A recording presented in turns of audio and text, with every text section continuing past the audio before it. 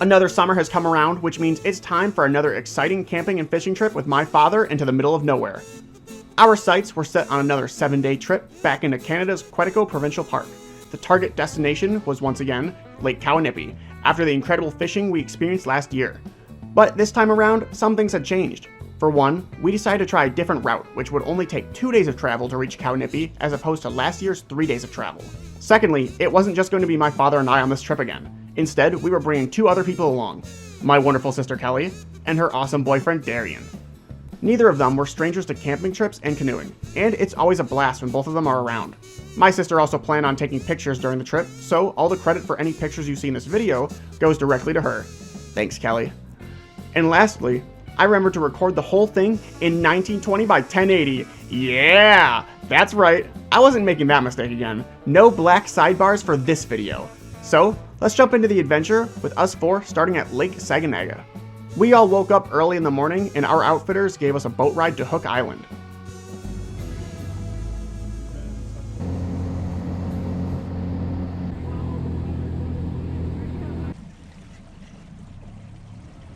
At Hook Island, we unloaded our gear, took some pictures. Ugh.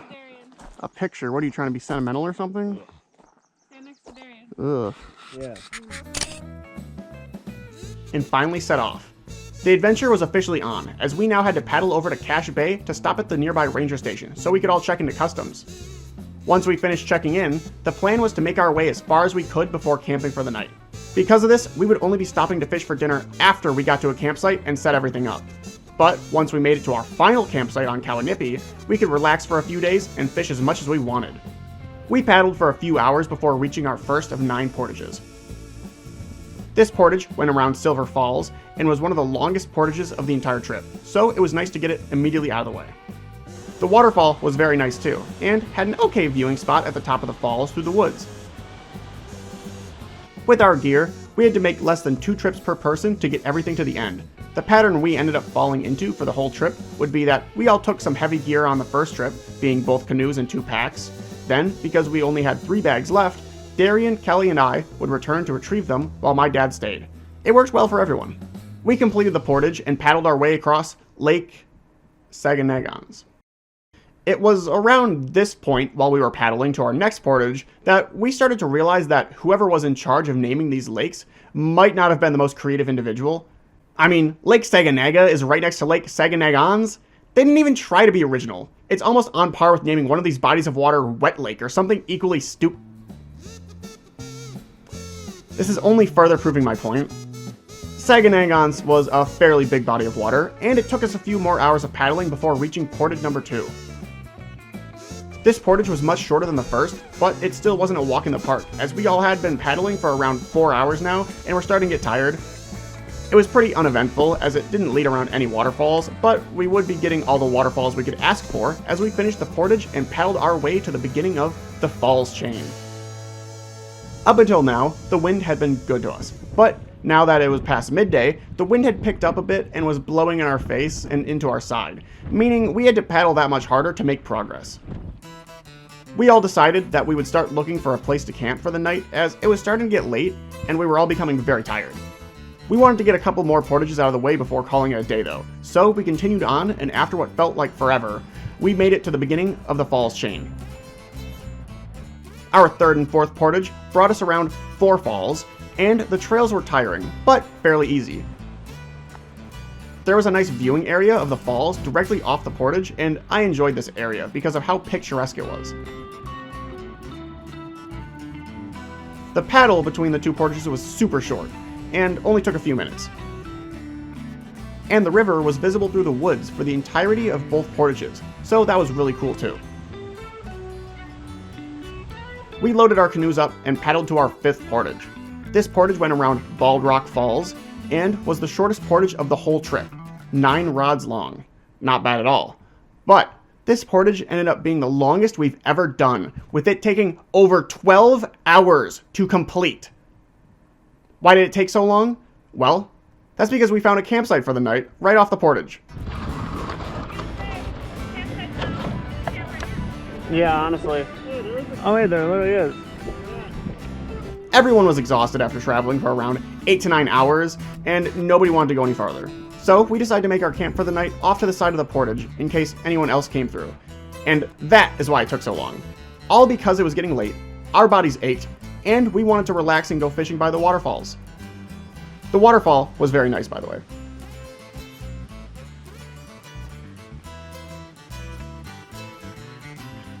The name Bald Rock Falls was on the nose for this portage, as the whole thing was a big and fairly smooth slab of rock.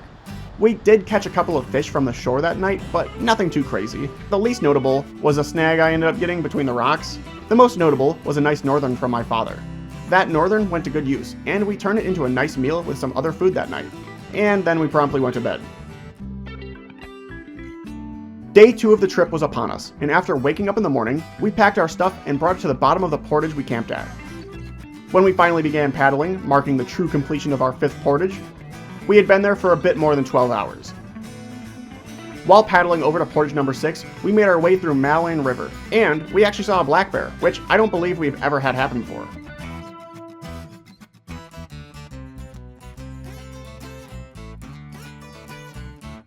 We arrived shortly after at the next chain of portages. Portage 6 went around Little Falls, and wasn't terrible in length. But Portage 7 was. It went around Cocoa Falls, and here's what the bottom of Cocoa Falls looks like. And after 5 minutes of paddling, we reached portage number 8, and this went around Canyon Falls. Each one of us had a lot of things to say about the Canyon Falls portage, but to keep it simple, this portage genuinely made us wish we had taken the canoes over the waterfalls, because it undoubtedly would have been less painful than walking.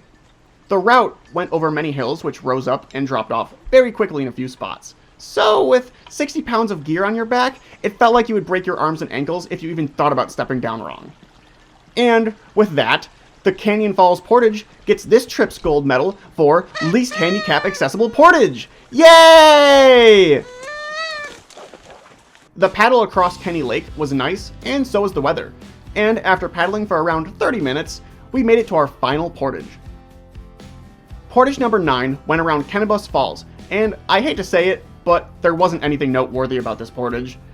It was short and flat for almost the whole thing, so we had no complaints there, but at least the waterfall was nice. Here's the top and bottom of Kennebus Falls for your enjoyment. We had all been paddling and portaging for more than 3 hours now, and we're officially on the final stretch to our campsite on Kawnipi.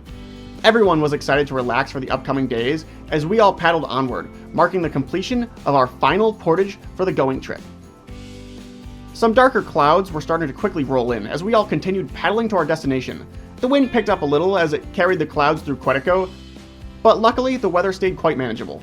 It didn't start raining on us, nor were there any signs of thunder or lightning, so we were more than happy with taking a little wind on our side and face. And finally, after 2 days of travel, we reached our campsite and could relax. We set up camp, enjoyed the labors of our hard work, and that night, we all caught some fish from the shore. So we had a late night supper in the dark before finally going to bed. The morning of day 3 was upon us, but it was closer to midday as Darian and I slept in for a bit. Not being like us, my father and sister went out fishing in the morning and ended up catching a few walleyes and a bass. Nice. We decided to keep those fish alive on the stringer in case we didn't catch anything for supper. When my sister and father returned around midday, we all had a delicious breakfast of French toast, blueberries, and syrup. It was amazing and absolutely worth hauling in that food into the middle of nowhere with us. Even though the sky was still cloudy and gloomy from yesterday, we didn't let that ruin our mood, as we found fun things to do while relaxing through the middle of the day, such as watching ants on a log, and watching grass grow. Not only that, we could watch it dry at the same time since it was still wet from the rain last night. An incredible 2-for-1 combo. We also skipped some rocks.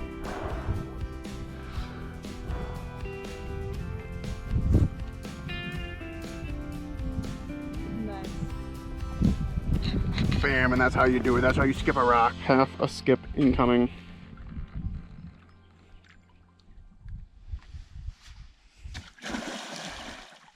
That's it. And before we knew it, the dreary weather had passed, and it was time to go fishing for the evening. I decided to jump in the canoe with my sister, while Darian and my father jumped in the other canoe and went fishing in a different spot on the lake. I caught a few walleyes soon after departure, and not too long after, the small amount of wind that was present had cleared out completely. I think I can get him, actually. Come here, sir. Come here, sir. Sir, calm down! Sir, calm down! God, how the fucking Paulding light get out here? What the hell? That's a funny joke, you weren't there. The weather had gone from depressing to beautiful, and my sister caught a couple of walleyes as we paddled around. And while we weren't exactly reeling the fish in hand over fist, it honestly couldn't have been nicer weather for relaxing outside. When we got back to camp a few hours later, we learned that Darian and my father had caught a couple of walleyes too, and we ended up eating another delicious fish dinner. We decided to still keep the fish my father and sister caught alive, as killing and filleting them would have been far too much food for us all to eat. So, before we went to bed, those extra fish were sunk 15 feet to the bottom of the lake alive, so we could have something fresh to eat for the following day, if the weather was so bad that we couldn't go out fishing. A smart move on our part, which would lead to one of our craziest fishing stories yet. Day 4 started out cloudy, with some possible rain in our near future. But it turned out to be alright, as the afternoon left way to sunny skies and a great breeze that kept all the mosquitoes in the woods. We were in no rush to head out fishing, as we already had enough fish for supper. You know, the ones we sunk to the bottom of the lake last night. Mostly confident that nothing terrible would happen to our fish, we decided to relax for the afternoon and take some time to plan for our return trip, as we needed to make some big decisions for tomorrow. We decided to do that after the relaxing part. I did list it in that order for a reason. Some lunch was made, and Darian caught up on a book he was reading. My sister decided to work on some watercolor painting. What are you doing? Oh, this is terrible. You'll never make it into art school. My dad napped. And I found my own source of fun. So, what was our plan for tomorrow? Well, it was to start heading back home. We had 3 days left starting tomorrow, and it should only take us 2 days to make it back out to our starting point, but we didn't want to gamble on having 2 days straight of clear weather, seeing how that hasn't happened to us yet. So, we wanted to give ourselves some leeway in case the weather made traveling impossible for one of those 2 days. With plans now set, we decided to go and retrieve our fish for supper, which brings us to one of our craziest fishing stories so far. My father and I went out to retrieve the stringer of 4 walleyes and 1 bass. We were a little worried that maybe an otter or a snapping turtle had found them and had gotten a free meal, as we've had that happen in the shallows on previous trips before. So we were honestly expecting to pull that 15 feet of rope up with a few less fish than what we'd started with. But never did we expect to bring that stringer up with more fish than what we started with. Somebody did try to get a free meal, but it cost them their life. The northern UC isn't technically on the stringer, but the walleye it ate is.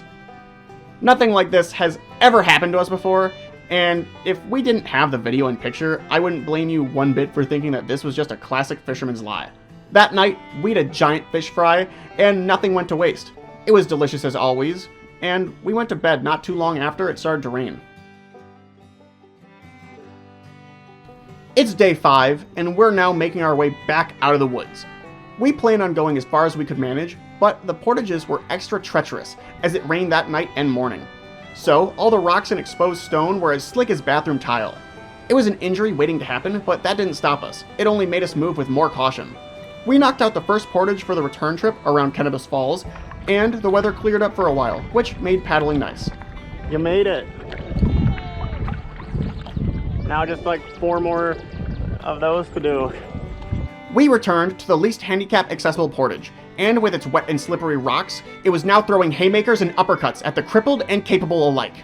No longer was it deserving of the inconspicuous name of Canyon Falls. Instead, it deserved to be named exactly what it was.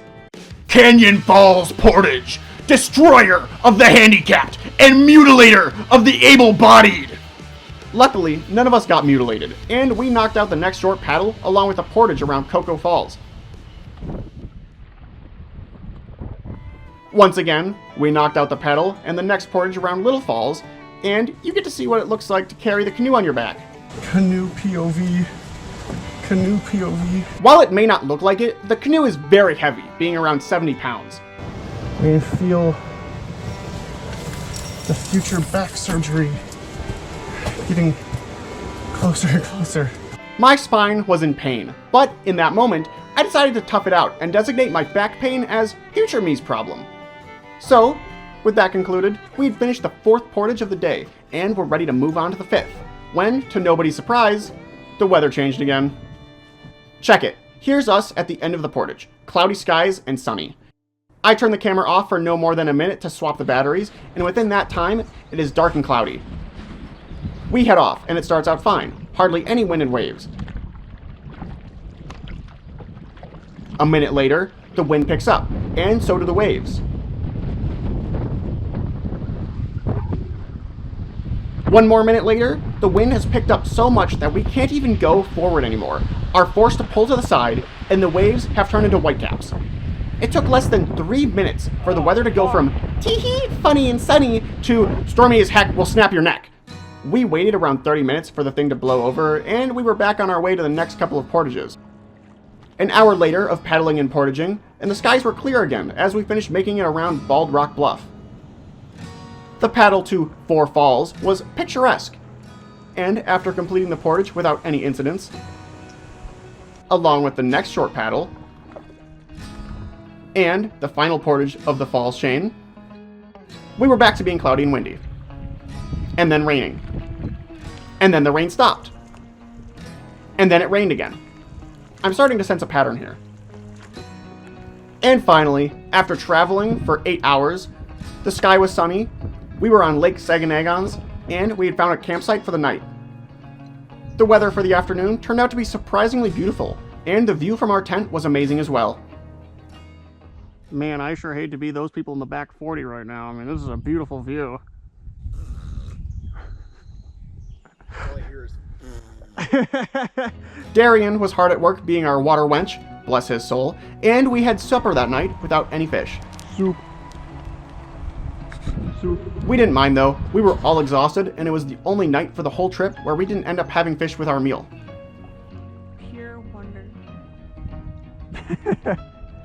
I am absolutely awestruck. Day 6 dawned at camp, and you'll never guess what we woke up to. That's right, more rain. The whole day was stormy and rainy, and we were super happy that we didn't have to travel in any of that bad weather. But we still had to travel in that weather to go fishing. Okay, come on, rain's gone, time to fish, yeah. We all decided to head out and go fishing a little after midday. I was in the canoe with my sister again. Just whatever's in front of me. No, really? Yeah, that's kind of how cameras work.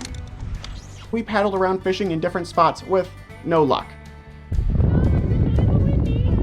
Oh, it's just a little windy. Oh boy, there goes my hat. Oh, we haven't. Oh, there goes the GoPro.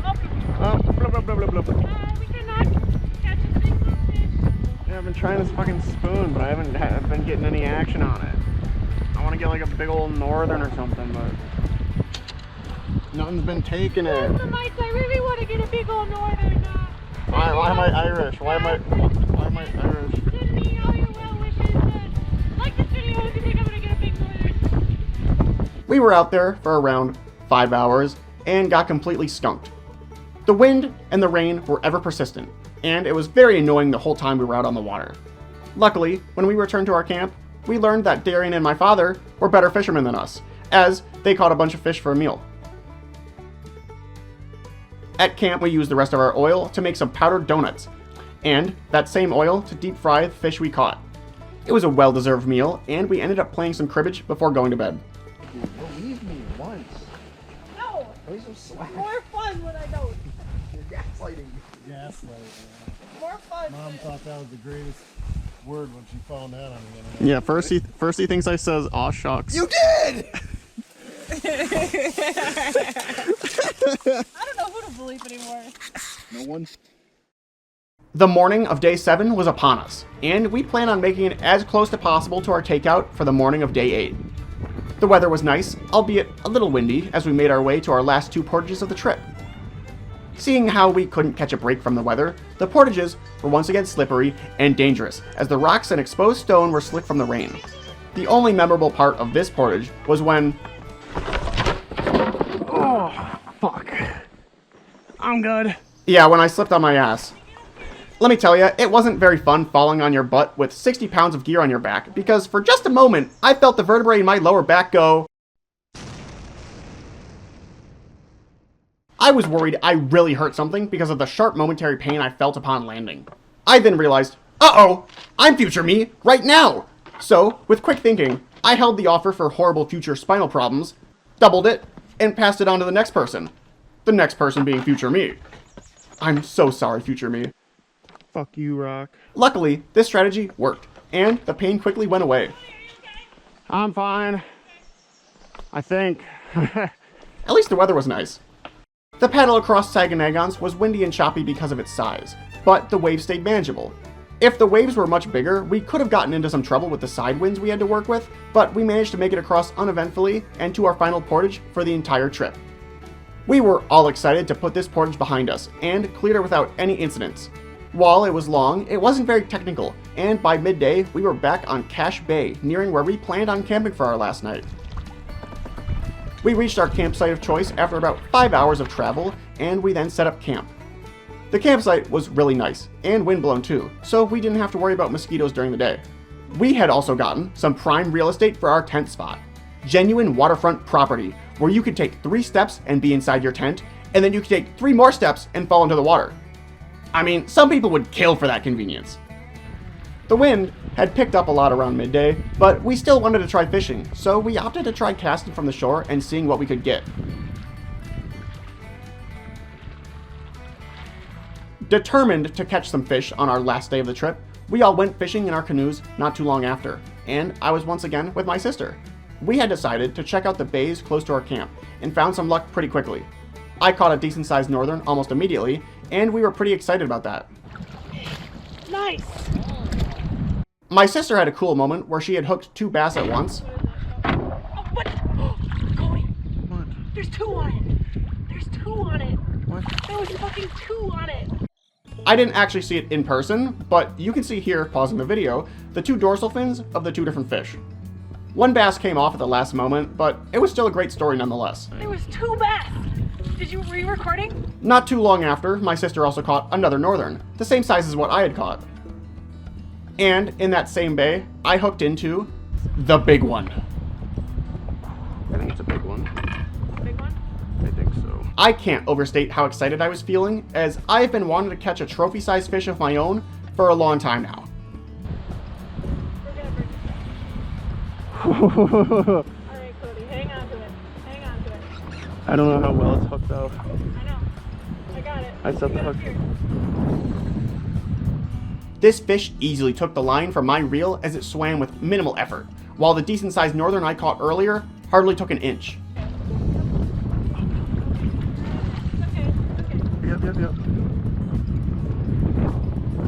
I was bringing the fish back towards the boat when it swam off again, much harder than before. And just like that, it was over. No! No! No! Oh! Dude! It was a fucking monster! As you can imagine, I was a bit upset. I really wanted to bring that fish in, but the line ended up snapping where it was tied to the metal leader I had on. We ended up fishing for a bit more, but that was the last fish we were able to catch. So, after swearing my vengeance against that fish, we returned to camp to discover that this time, my father and Darian ended up getting skunked. It sucked to hear that they came up empty-handed on the last day, but my sister and I knew exactly how that felt from only the day before. The afternoon was looking beautiful as we got everything ready for supper. We had a mixture of fish and noodles for our final night and enjoyed our meal in front of a great sunset. We enjoyed the view for a bit before finally concluding our final night in Quetico. What are you doing? You're supposed to be getting the stuff together. I'm recording. Keep going. What's up, plasmoids? We woke up early next morning, packed our stuff, and paddled our way to the takeout spot. We had to make it back to Hook Island for our boat ride out of there, and the wind was already picking up because of how big Lake Saginaga is. We paddled hard and ended up making it in time for our boat ride. And before we knew it, the trip was officially over. While we didn't end up catching as many fish as last year due to the wacky weather, it was easily made up for by the fun memories and stories we all made on this trip. It may not have been as successful as my father and I's first trip to Kawnipi, but overall, it was just as memorable, if not more, simply because we had 2 more awesome people to enjoy the experience with. I want to once again thank my incredible sister for taking the pictures you've been seeing throughout the video.